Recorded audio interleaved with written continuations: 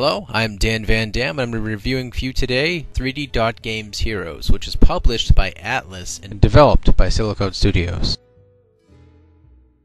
A small kingdom called Dotnia prospered, but the land's peaceful ways were brought to an end by the evil king who coveted power. As his evil shadow spread all over the world, a hero with a sacred sword arose, empowered by the 6 orbs of the 6 sages of the 660 666. There's a lot of sixes in the situation. The hero sealed the evil one in a dark orb. That's the story, and that's all I'm giving you, so.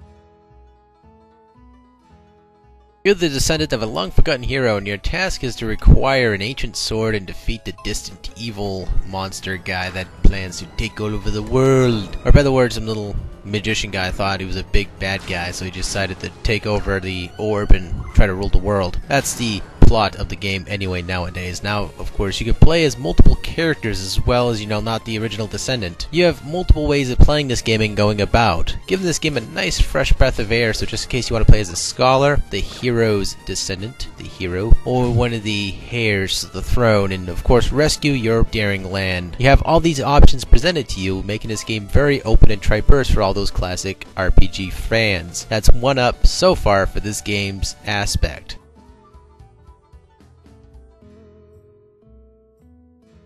The gameplay is that of an old generation game like Dragon Warrior and The Legend of Zelda, most contently. However, this game does feature some little noises and little activations throughout the game that will remind you of others as well, and also some jokes and references. This game is more of a parody than more than anything else. It pays homage to the classic game Legend of Zelda, of course made by Nintendo. This game, of course, does reinvent the vision of going through dungeons and going through different scenarios and, rescuing and saving the land. However, some point down the line, The Legend of Zelda did go away from its track, but this game goes right back on track for nowadays generation children as well as adults that remember the series. I, of course, personally felt that the game was, of course, well polished and, of course, offered plenty of variety for my gameplay experience. There was no loose edge for this game in being anything that of lacking. This game offered plenty of variety in gameplay, as well as offered me plenty of hours of stuff to search and explore. Overall, I felt like the sprites, the characters, and everything was fluent,